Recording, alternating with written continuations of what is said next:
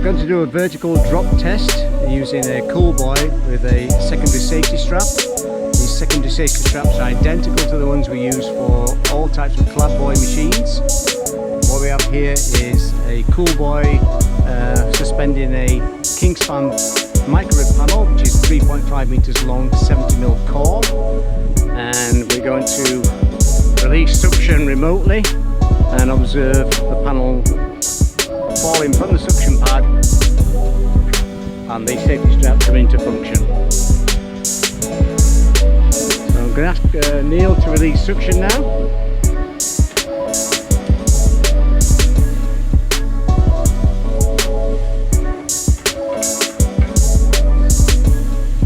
And the safety strap cinches on the side of the panels as shown and holds the panel. Now the longer and the heavier the panel, the more dramatic that will be.